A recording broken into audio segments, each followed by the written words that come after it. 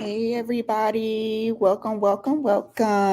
Hey, so welcome back to our final episode of the first season. I'm gonna just say the first season, right? Because I had to have a cutoff point for the series so that I could just kind of see where things would go, but also kind of get to test the analytics and just see what we can improve on, right, to make it a little bit better. So I'm excited because this is our final episode of the season. And it kind of it's kind of bittersweet because I enjoy like doing these live chats and I think that they are so necessary. So many people have talked to me about like how they found um, one or more of the episodes like so informational and it was so powerful. And so I'm like, okay, we're on to something where we can like spread knowledge, we can share. Um, and we can, like educate the masses. And so I'm excited about being able to have my next guest on. We are ending Preeclampsia Awareness Month. And so this is an opportunity for us to, just kind of wrap up and really talk about all things maternal mental health and what that looks like, what that is, and just kind of give more information about that. I feel like that was kind of like one of the running themes of all of the series, how emotionally and mentally, as women, we go through so much, right? Giving birth and during the pregnancy stages and postpartum. And so it's been like that running theme that made me say, okay, we need to have more information on that because it's just not enough. And it's already like in our communities where it's just not talked about enough, right? I mean, now we're starting to see it kind of trending a lot more, but to have like real conversations about it and to be able to really, dive deep with professionals and people who actually do this work every day is super important. And so I wanted to kind of close the series off, with none other than a good friend of mine who is also a colleague and who specializes specifically in maternal mental health. And I'll let her come on and share more of her story and really talk about, how she got into this field. But I appreciate her so much because over the course of the years, I just remember just being able to just tap in for different things as it pertains to like my own experience and being able to just get certain levels of support that I needed throughout the year. So it's just a pleasure, right, to have things just come full circle and to have us to be able to sit and have this chat. So I'm going to bring her up. I'm going to let her introduce herself and just really tell us more about what she does and who she is. And then we'll go from there. Okay. So I am going to add her to the stage. Hey, Hi. Natasha. What's going on, Hi, girl? Tia, and hi, audience. I Yes. know that this has been an amazing, amazing series. I've been catching the replays because due to work, I haven't been able to join live, but thank you. I know that you have just been pouring into so many different people by doing this, and hopefully it will continue into who knows, right? Just bigger and better things. So Yes. I just want to thank you for just pouring into people and the service that you are always Mhm. offering to your community. So thank you, Tia. Absolutely. Thank you. I want to start by just having you just introduce yourself, tell Mhm. everybody what you do, Mhm. and then we'll kind of dive into the conversation. Okay. Well, again, everyone, my name is Natasha Dalberiste. I am a mom of three. I'm a wife. I am a group practice owner. The group practice includes myself, along with four other therapists and my amazing office manager. So I specialize in maternal mental health. So my entire caseload, it's women who are either pregnant, postpartum, or just moms, right? Just on a journey, going through different life transitions. Also, moms who have experienced pregnancy loss, infant loss, and women who are experiencing fertility challenges. So, under that umbrella of maternal mental health, I kind of see clients in all of those spaces. The therapists in my practice, one of them specializes in couples therapy, one specializes in only working with men and fathers. Another therapist specializes in just working with women and couples. So, we just kind of have our own specialties and our own, niches, but I personally love working with the maternal mental health population, and I'm sure we'll get into like why and all of those different Mhm. things. So that's a little bit about Absolutely. myself. That's good stuff. Before we even start, like I want to point out that when we talk about maternal mental health, Mhm. I don't know that we know how to or that we have as a general public, like been Mhm. able to understand what all falls under that umbrella. Because when you mention Mm. like pregnancy loss and Mhm. like all of these things, right? Right. Sometimes we only think about just the general anxiety, depression, or, like Mhm. those types of things. But Mhm. there are so many other things that's covered under that umbrella. So I'm Right. glad that you mentioned that because now it kind of opens up the audience's mind about, what all you can see a maternal mental health therapist for. Right. Right. I started saying like um, maternal mental health in general. Mhm. But I think always coming from my perspective, I'm always talking about like traumatic childbirth or preeclampsia and things of that nature. But Mhm. now, when we talk about like the maternal health crisis, like that can include everything from, you Right. know, like you said, childbirth, pregnancy loss, Mhm. the loss of a child or a stillbirth, or, I don't even know if that would even cover things like abortions and like Mhm. Oh, family for planning sure. stuff. Like all of these things Yep. fall under that crisis, if you will. Right.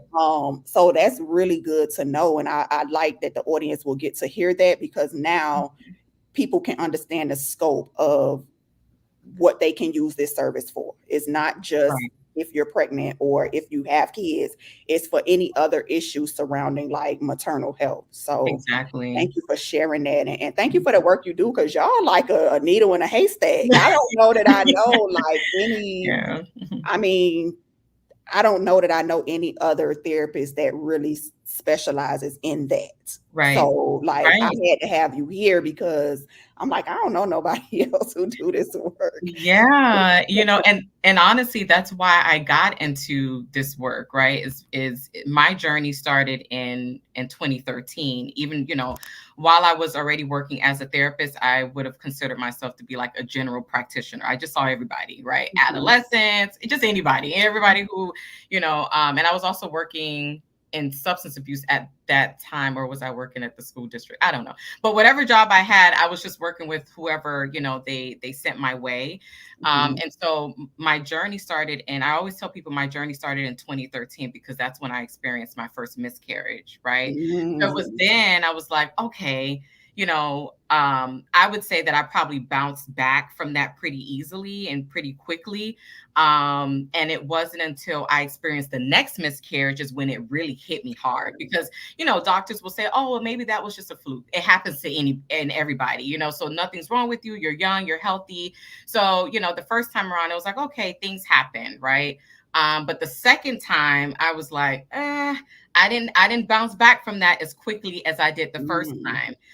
So it was then I realized that, okay, something's a little off, right? And maybe I, as even, being a therapist, I need to, seek out my own professional help, but I didn't.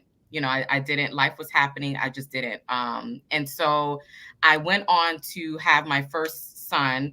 That labor and delivery experience was beautiful, to say the least. It was everything that I wanted it to be. And then when he turned about a year and a half, yeah, he was about a year and a half, I experienced a third miscarriage, right? So at that wow, point, I was like in a dark place. Like it was, when I tell you, I didn't want to leave my bedroom. Like wow, it was really, really, really bad. 4 or 5 months after that, I found out I was pregnant again. The pregnancy went well, but then when it was time to actually deliver him, things just took a turn for the worse, right? So this mhm, idea that I had in my mind that, oh, things would go, things would transpire very similar to the first time around with my first son, that did not happen. mhm, So, I'm 10 centimeters dilated. I'm getting ready to push him. Like, okay, this is about to happen, and it's going to happen quicker this time around because it's, second baby is what providers typically tell you. Well, guess what? He was stuck in my birth canal. Oh And my yes, gosh. my OBGYN could not get him out. And I remember just seeing the panic in her eyes. She ran out of the room for all of maybe like 10 seconds. I think it was just to consult with like another her partner from her practice. She consulted with her, came back in and told me and my husband, like, I'm sorry this has to happen, but we need to rush you to the OR for an emergency C-section, because at this point, every second is counts, right? Mhm. He's stuck. He's in distress. We don't know what else is happening in this moment. And we just need to get the baby out safely. And we need to make sure that nothing happens to you. And so they just rushed me. I don't even remember what happened to my husband at the moment because he was just left behind, right? They just went for Oh. they got the baby out and that I was fine. And to make a long story short, that was just a very traumatic experience, right? Because we didn't know what was going to happen. Mhm. I remember hearing the doctor just breathing very heavily, like she was just breathing so hard, trying to push him back up the birth canal so that they can then pull him out of my stomach, right? And then once they finally got him out, there was no cry. They rushed him to NICU. I didn't see him. So I'm asking my husband, like, is everything okay with him? And I can see the fear in his eyes, but he is trying to just reassure me by telling me, everything's fine. He's going to be okay. And I'm like, but I don't hear my baby crying. Like, I'm supposed to hear her cry, right? So that was, very, very, a very traumatic time. And it was after that experience, I realized I absolutely need to be seeing someone, right?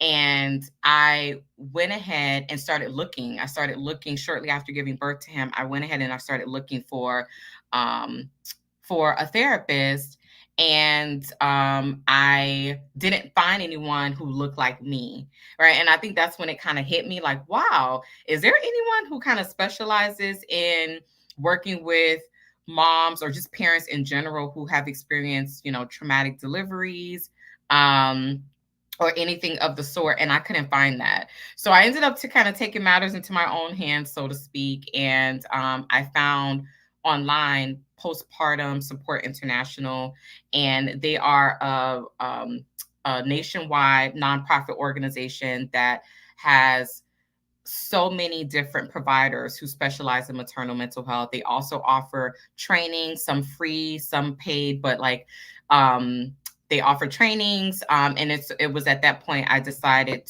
to move forward with like getting trained in this specialty. So I went ahead and I got trained in maternal mental health. I think that was in 2014 or 2015. And I didn't go into private practice until 2020 at the height of the pandemic. But it has been near and dear to me from, again, the beginning, right? First miscarriage, from the traumatic delivery, from that time, because I realized that there were not a lot of providers who looked like me who were all offering this service. So yeah, that's kind of a bit of like my birth story slash my why into why I specialize in this. And yeah, it is definitely uh not just purposeful, but always a passion of mine. It's not easy doing this work, but definitely purposeful and a passion of mine. Absolutely, absolutely. So when we talk about and we know your why and the traumatic experience that you had, right? Would you say that now in your practice you start to see more women who experience traumatic childbirth or traumatic pregnancies? Like, what would you say overall would be like one of the main or most common things that you see women come to you for? Mm-hmm.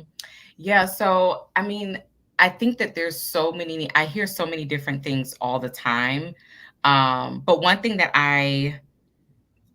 I'm hearing a lot more recently, especially over the course of the past couple of years, is the language of what trauma even is, right? Because I think Mm-hmm. once upon a time, people thought trauma was like this you almost had to go to war in order for it to be traumatic. Like there was like a,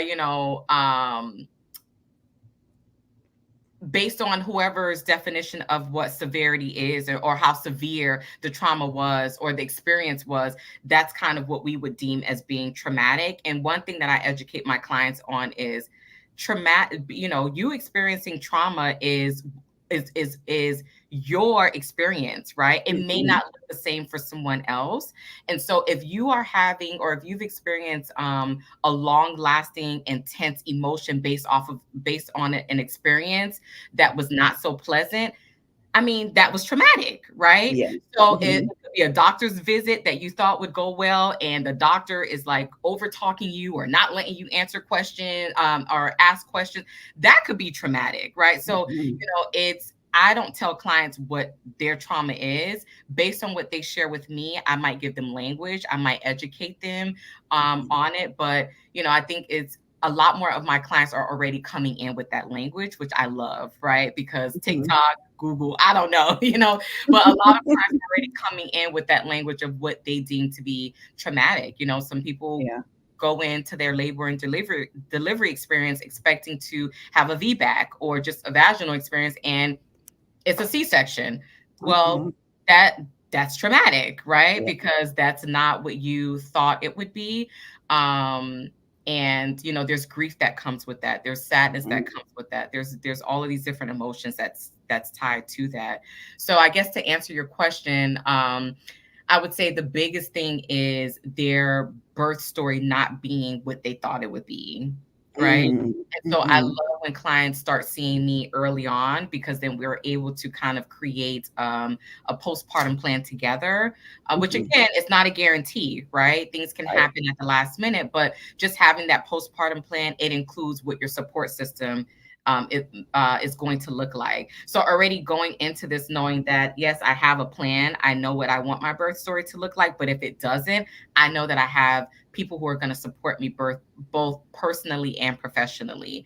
So I would say birth stories are probably the most that I hear about in terms of like not going the way that they would like it to go. Yeah, that would be the biggest. Yeah, that would be the biggest.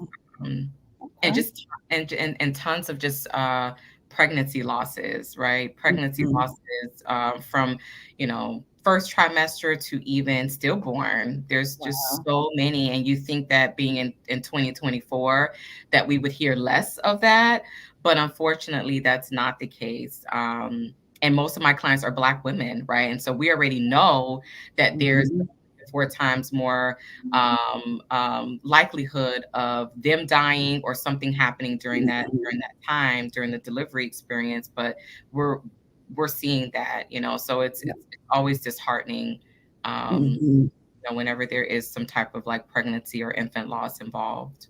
Yeah. Wow. I want to kind of backtrack a little bit because I want to go through some of the questions that I asked asked everyone else who came on the series. So the first thing was, and some of these you probably answered just a little bit, but I still want to kind of get a more clear answer. So, what was your experience like growing up and hearing like family members talk about like childbirth? Like, was that a common conversation? Did that come up a lot? Was that something that your parents actually, or your mom at least, actually talked to you about? Or like that just was not something that was really talked about? So it was not a common conversation. Quite honestly, I feel like it was almost taboo. It was like, okay, you pop up pregnant. As a child, I'm like, I don't even know how you got pregnant, right? So that conversation that never happened. So mom, auntie, whoever just pops up pregnant, and then they have a baby, right? And they have a baby and they just go back to normal, right? Yeah. So that is what I saw. And culturally, and I think this is probably common being of Haitian descent, is like you're pregnant, and if you're working or if you're taking care of kids, you don't stop. Like you keep going, and then you have that baby and you just still keep going, right? And so I feel like that was almost tied to my experience as well. Like I had kind of had this expectation of, okay, you have the baby, And yeah, you're going to be on leave, maternity leave for 3 months. But while you're on that leave, like you're still cooking and cleaning, like you still got to keep it Oh, wow. going, right? Yeah. Like Yeah. you don't slow down, you don't stop.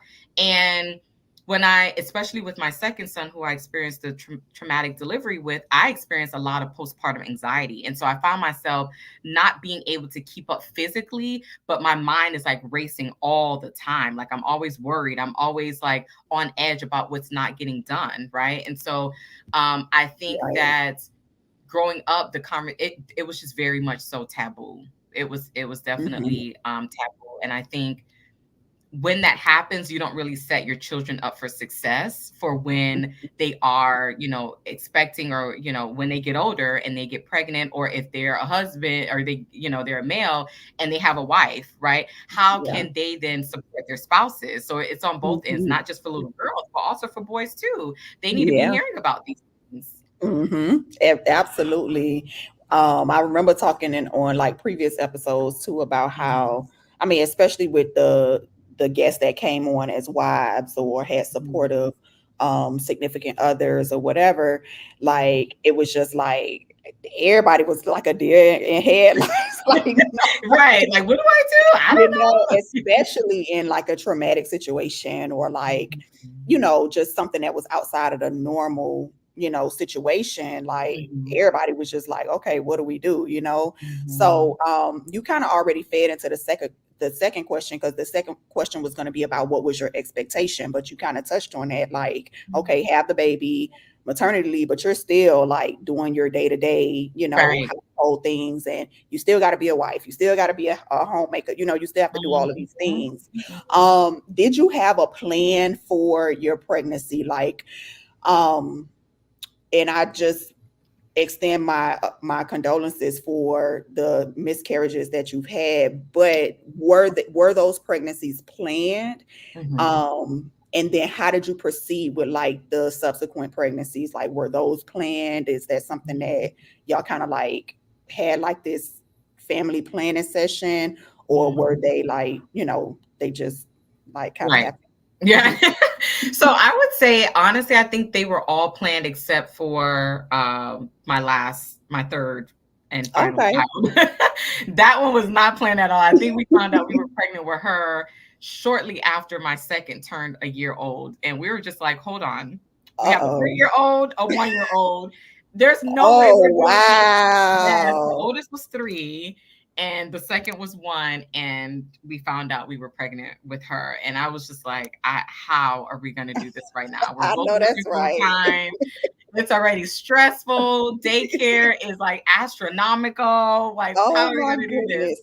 Um, but yeah, so they were all planned, like with the exception of the last one. So yeah, I mean, we waited because we were young, 24 years old. We're like, okay, we can wait a little bit. And then when we tried and I got pregnant, I'm like, wow, this happened pretty fast. But then again, that Mhm. resulted in, a Yeah. miscarriage. So, that's also tough too, I think, because for a lot of women, especially Black women who experience like miscarriages and things of that sort, you start to feel like your body is failing you. So, Mm. like you ask about, growing up, were there any conversations about pregnancy and childbirth? Because there were no conversations, there was a lot of shame and guilt attached to the miscarriage. Like, okay, it must be my fault. I must Mhm. have done something wrong. Maybe it's stress, right? Maybe it's me working and substance abuse and the demands of like working with that specific population. Like, Mhm. when there aren't any conversations, your mind just wanders, right? All you Yeah. have is just like random thoughts and stories that you're creating in your head because there's nothing else to kind of fall back on, right? And so, Mhm. I do think for any parents or people who plan on having children, or even if you're an aunt or whatever godmom, it is important to have these conversations just casually with children Mhm. being around, or yes, you can censor it, and obviously all of those things make it age appropriate, but it is important for them to hear that, because little girls should never grow up to feel like their body is failing them, if Mhm. something does go wrong, or if they're having a difficult time even getting pregnant to have a baby, right? So I think it's just that's very important. But nope, those conversations never happen. Nope. Yeah. Oh, and that's the running theme. I think every single person Yeah. on the series said the same thing, except Wow. for one. We did have Okay. one because they had already had like medical things in their background. So it was a conversation. But Mm. for everybody else, I think it was just like, no, like we never had the conversation and just kind of like you, like, a family member just pop up pregnant and, it's what it is, right? And so knowing that you plan your pregnancies out, when you experience the trauma of different pregnancies, did you have an idea that you should go to therapy? I know you say like you thought about it, but had Mhm. you ever like gone to therapy? Was there like a resource available for you at that time to help you like transition through just that healing process or that grief process? Did you find that there were like resources available? I There were, and I'm gonna say there were only because I feel like it was a little easier for me already being a therapist. But what I will say is that um, finding someone who looked like me, number one, that was a little challenging. And then secondly, Mhm. even more so, someone who I wanted that specialized in something. Like at the time, I didn't know what maternal mental health was. So I didn't necessarily Mhm. use that verbiage, but I was just like, okay, someone who like works with women of color who have Mhm. experienced loss or who are pregnant or who are new moms. Like that's kind of what I was Googling, Right. like looking Mhm. up. And, I just couldn't. And if I did, they were like 30, 45 minutes away. And this was, of course, at a time where telehealth wasn't a thing, right? Yeah. We're talking about 2013, 2014, 2015, right? So, it was not as accessible as I would have liked it to be. And with work and life, I just ended up not doing it because of that. Yeah. So I honestly did not start seeing a therapist until after the traumatic delivery in that was in 2016. So I think in 2017, I Mhm. started seeing someone. And that was, it was like a few sessions because again, the commute, not being able to keep up. So I just feel like telehealth has just been like the best thing Yeah. ever. Um, Uh-huh. because I have been able to just like work with the therapist off and on since the pandemic, and it's just been perfect because the convenience of being able to be home, right, or Yes, wherever. So absolutely. So yeah, much has changed. Like I just wanted to highlight that, like just the accessibility of having, or right. the accessibility of a Black woman therapist who specializes in this particular thing. Like, that it's a limited access, right? But now, I mean, now we're seeing a lot more conversations around it, and we're seeing a lot more people talking about it. And so I wanted, part of what the goal is to be able to like bridge that gap between us just talking about it, but then also having those professional resources at our disposal because we know that they exist. So, right, this helps us to kind of navigate these situations a lot easier than actually just holding on to trauma for years and years and years and Exactly. years. You know what I mean? And then we just passing it on, or we just, but yeah, so that's pretty much like the main idea of being able to just have these conversations and bring, people from the profession on. Right. And we see it now, like you say, back then was a 2016, which it wasn't that long ago, Right. Yeah. 10 years. So now we're able to start seeing it a lot more. Um, I want to kind of talk about, like experiencing all of those things and knowing what you know now. If you had to change anything about your experiences, is there anything that you would do differently? Mm. So I think what I would have done differently, just going back to seeking out the professional help, I think I would have sought out help a little sooner Mhm. instead of trying to be this hyper independent woman, right? And do things on my own. Like that's what I saw my mom do. My mom figured it out, right? Like Mhm. being an immigrant of Haiti, having 5 kids, being a homemaker because my dad was always at work. She figured it out, by any means necessary. And so I think and I think this just brings me to the also the point of oftentimes we feel like we might have worked through certain traumas or certain experience, or we've like overcome these things. And it's not until you become pregnant or you become a mom or any of those things you realize like, wow, this has resurfaced, right? Like I thought I already worked through this, or this wasn't an issue for me. And all of a sudden, like I'm realizing I'm there's a pattern, right? Like I'm Mhm. operating the same way that my mom operated, or my grandma, or my aunt, or the women in my family. And so I think I kind of took that on, that like, you can do this, you got this, right? Like you Mhm. saw your mom go through so much. So yes, you do need to seek a therapist, but in the meantime, right, Yeah. just figure it all out on your own. And so I think Mhm. what I would have probably done differently is sought professional help a lot sooner, and just to kind of help me, through the different things that I was going through, right? And so I would have done that, because that would have also helped me prioritize my own needs, my Mhm. wants, my self-care, my self-preservation, like all of that. Like I think starting therapy sooner would have helped me with those things, because I ended up doing that, but it wasn't until years Right. later, right, where I'm Mhm. already carrying all this baggage. So better late than never, right? So, Yes, you know, absolutely. definitely better late than never. But I think if I could have changed anything, it would have been that for sure. Absolutely. And that makes sense. I know that when you talk about providing maternal mental health care services in your practice, is there a different approach to the way that you would deal with each type of maternal health situation? Like, so we know like there can be like traumatic experiences or grief attached to certain circumstances, or Mhm. there may be like some kind of mood situations happening or whatever. I mean, Mhm. all of those are very different, so to speak. Like, is Yeah. there a different approach that you take? Like, when you're dealing with clients, like, is there like a different amount of time that you allot? Is there Mhm. um, different resources or tools that you'll give? Like, is Mhm. there a different approach to how you handle all of those things under that umbrella? Yes. So in terms of approach, I I take on a client-centered approach, right? So Mhm. I definitely, meet my clients where they are. And so even at the first session, I noticed that, okay, well, these are some things that we'll probably be doing. I don't rush their process, right? So I have clients. I've been in full-time private practice for a little over 3 years now, and honestly, I still have some clients that started with me from the very beginning.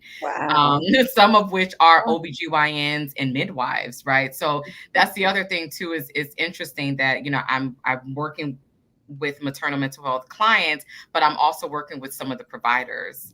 Um, Oh, that's good. I like to hear that. yes, and so it's been a very beautiful experience, because I hear it on both ends, right? Mhm.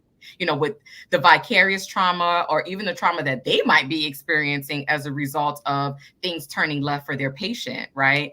Mhm. And so just kind of seeing it from both lens is always interesting. But client-centered approach always. But in terms of modalities, yes, I definitely use different modalities, right? Because it's not a one size fits all approach. And so Yeah. um, I do a lot of CBT. I do a lot of DBT. I do a lot of somatic exercises. I do trauma techniques. I specialize in brain spotting. So that's like a Mm. trauma modality.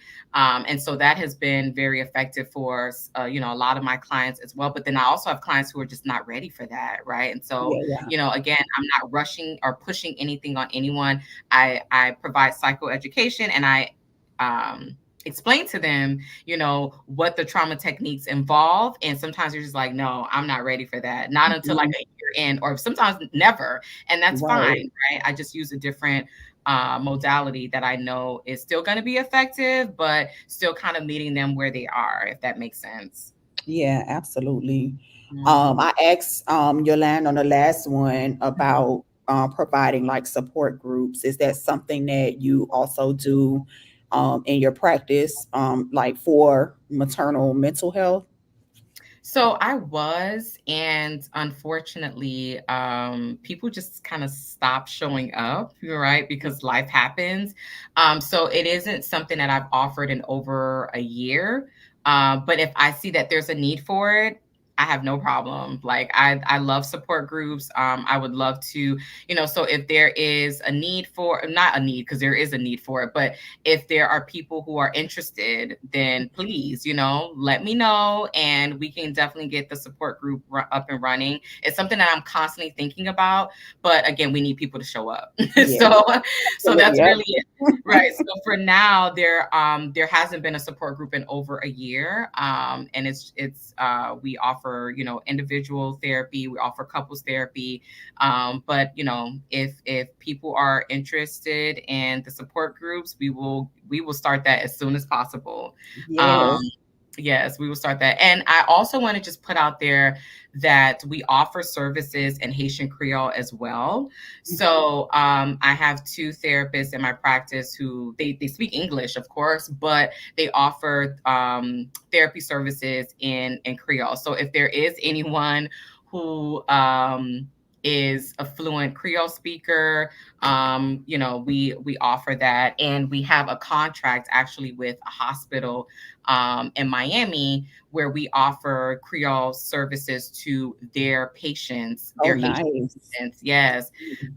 So that has also been an amazing experience as well. I think that we've been in contract with them for 2 months now. So they Nice. refer their patients directly to us, and we meet with their Haitian Creole speaking patients Beautiful. that Do are you pregnant and postpartum. Let me add that. pregnant and postpartum? Yeah. Okay. Mhm. Okay, good, good, good. Um, I want to kind of ask about, and this is as we kind of segue into our last question, but I want to kind of ask about like the cultural differences, right? Because I know like oftentimes, and even here in this series, we just kind of generalize um, Black women, right? Or Black Mhm. mothers, but there are like obvious like cultural differences when we talk about, and to be honest with you, a lot of things that I hear a lot of Black women from other cultures say it's almost like, okay, well, that's kind of familiar to the African American experience too. So there are a lot of similarities. But do you Mhm. find that culturally that there are some differences in the way that, and this is general, obviously, but like the way that women will kind of show up or show symptoms of different like different diagnoses or different situations? Do you find that you can kind of see like some cultural differences in the way that women show up for therapy? Mhm. Yeah, so I will say that there's a lot of similarities. I have a great number of like Caribbean clients, more specifically, Haitian, Jamaican, Trinidadian. And I will say that the similars are very different. One symptom that stands out the most, that I don't think a lot of people really talk about, is the anger. Right. So Mm, oftentimes my clients will, they'll say, okay, well, people around me will think that I'm mean or that I'm just angry or just mad all the time, mm, and mm, not realizing that that is a symptom of, or that could be a symptom of postpartum depression, right? mm. And so this anger is coming from somewhere, right? It's coming from hurt, it's coming from disappointment, it's coming from, just feeling not feeling considered, not feeling Right. appreciated, validated, seen, heard, all the things. But that's definitely one that stands out a lot, is Mhm. the anger piece, right? Because when people think of anger, especially when we talk about, being an angry Black woman, right? Yeah. It's almost like okay, well, she's just mad, right? She's mad because she has a baby, or she's mad just because she's mad, not realizing that there's a deeper issue there that needs to be talked about, that needs to be treated. Which Mhm. of course any um perinatal mood and anxiety disorder that any therapist or provider talks about, all of these are treatable, right? So I definitely Right. want to say that if you are diagnosed with something, it doesn't mean that this is like a lifelong sentence, right? Right. So just also being mindful of that as well. But yeah, anger is definitely a big one that I've noticed. Mhm. that kind of stands out. And I think, I would say that even in African American women, it's kind of similar, but I've Mhm. definitely noticed that a lot in, my Caribbean women for sure. Absolutely. Um, so as we kind of like transition towards the end, one of the final questions that I always ask is if you could give one piece of advice to Black mamas who are embarking on a pregnancy journey, what piece of advice would you give them? Mm, it's good. I would say just because you are struggling doesn't mean that you're failing. That's a bar. I Yeah. like that. Yeah. Okay. Just because you're struggling doesn't mean that you're failing. And I say that because, if we're being honest with ourselves and and just the reality of things, like at some point or another, you're going to feel, you're going to experience challenges, right? You're going to Hmm. experience challenges either throughout pregnancy and throughout the journey of motherhood, because motherhood is hard, right? Yeah. Like, my gosh, like I don't think there's Yes. any job in the world that's harder than motherhood, right? It's the most Yes. rewarding, but it is extremely difficult. And so Yeah. I you will experience challenges. You will experience some struggles along the way. But just reminding yourself that just because you're in this particular season, it doesn't mean that you're failing as a mom. It doesn't mean that you're failing as a girlfriend, as a fiance, as a wife, as whatever. You're not failing just because you have these struggles. It simply means that you might need to take a step back and reassess what is it that you need in that particular season, because it might look different in every season, right? Yeah. You may not be able to juggle everything in every single season. You might need to put some things Mm. down in this particular season and you can pick it back up another time. But what is it that you can, what type of support do you need in that particular season, right? Mhm. What is it that you can maybe delegate in that particular season? It might be a season where you might need to be seeing a therapist every week. And again, it doesn't mean that it needs to be a lifelong thing. It can just be for 6 months or 3 months or 2 months, just to kind of help you navigate that challenging season and gain different coping mechanisms. So, I would definitely say that for sure to every Black mom that's out there, because listen, we all go through it, okay? Girl, you just did therapy right now. I'm like, oh, what? This right on time. I needed this for real. Yeah, for sure. Yes, I Mhm. appreciate that because, I mean, we talked about this on other, like it's a lot of reoccurring themes that I've noticed even just in these short 10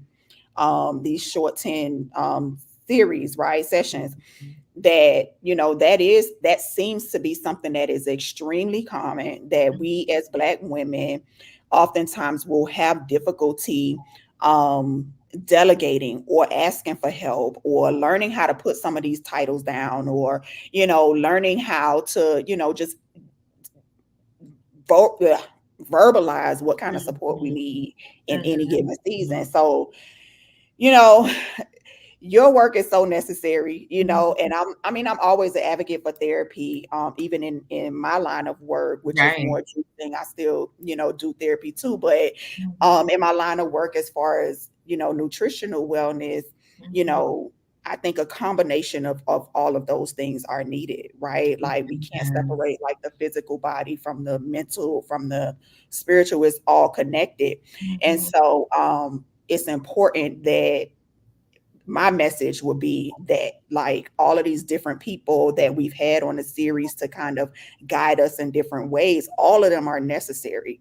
And Mhm. so and they all can be resources to help us navigate through this thing because or this thing called life or motherhood, because we're going to always need somebody. Like we always need a village, right? Right. Like, even when Right. it feels easy, Community. like we still need a village, right? So Mhm. so yes, I appreciate the work that you're doing, Mhm. and I specifically appreciate you tapping into our moms and the maternal health side, because we're just now like really really talking about it. And so Right.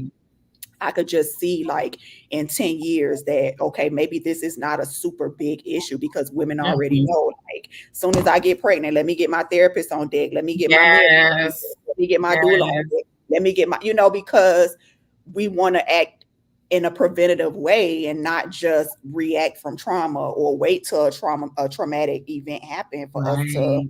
seek out the help and the support, you Mhm. know. And then Mhm. also for family members and support systems to know, like, it's okay to recommend this to your loved one if they need it, because sometimes we don't know that we need certain things. So if other Mhm. people who are supporting us or can see that this is a need, you know, that they act in a true village fashion and suggest it, or, you know, help us seek it out. So I appreciate the work that you're doing, Tasha. Like, I always, you know, Thank just you. give you a lot of reverence because of just the way that we've been supporting each other over the years. So I'm so proud of you and your practice. I done Thank sent so many you. people. I'll be Thank like, you. You have. Thank you. I appreciate you. I I'm giving definitely them do. the website, call her, you know, because, I you know, appreciate it you. is something that is necessary, whether we Right. pregnant or not, or we experiencing maternal issues or not. Mhm. You know, you're one of the few Black women that I know who has been doing this work credibly for a long time. So I thank you. Mhm.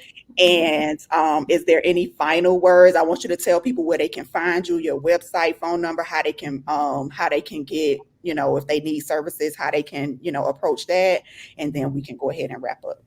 Yes, yes, absolutely. And again, Tia, thank you for the work that you do as well. You know, I tell clients all the time, you know, what we put in our bodies is directly tied to our mental and emotional health as well. Mhm. So, you know, with your juicing and just, you know, the nutritional foods that you offer to the community, that is helping somebody with their mental and emotional wellness journey, right? And so you know, I appreciate you for the work that you do.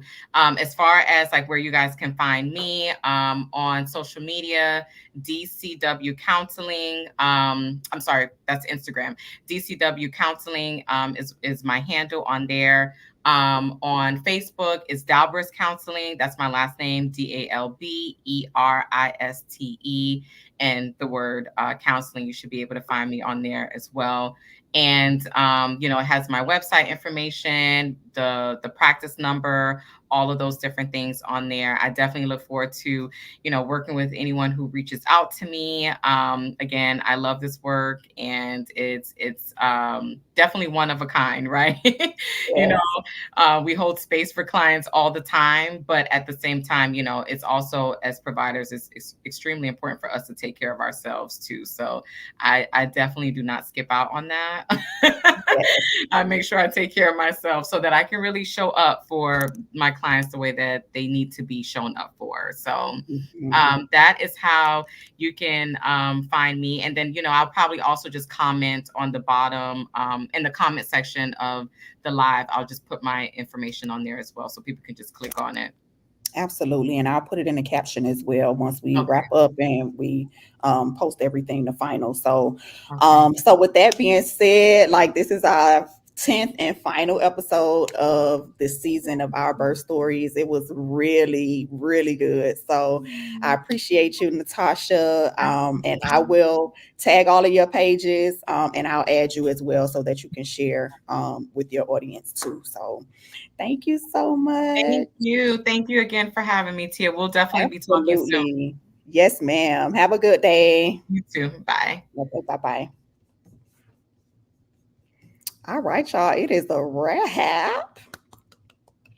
So I have to say, like, I'm so proud of, you know, what we were able to do with this whole thing. Like, this was pretty amazing, if I have to say so myself. So I'm going to end the season here at the 10th episode so that I could work on refining some things and just see how to move forward and what that looks like. But if you enjoyed the series, please watch every episode. Every episode was good, for real. Every episode. So, you know, take the time to you know, watch them on the go. It's on YouTube, Facebook, Instagram, whatever your preferred method of viewing is. But please, please, please watch them, share them with family, friends, anybody who can really take this information that we had on the series to educate, you know, young mamas, middle-aged mamas, they can have these resources that they know are available to them. They'll be able to seek them out. If they need them, they can reach out to any of the professionals that we had on the series. I will post a list of every episode where you could just click the link real quick if whichever episode kind of speaks to you. But this was amazing. So we will figure out how to come back bigger and better. But with that being said, I appreciate y'all tuning in over the last 10 episodes. And I look forward to doing more. Like, this has always been something that has been my lane of advocacy for many, many years, as most of you know. So, it just kind of come easy and natural, and it's interesting, and it feels really good to be able to share information. So, with that being said, I will see y'all on the flip side whenever that is. I'll keep y'all posted. Make sure you go back and watch all of the older episodes, and I'll be in touch.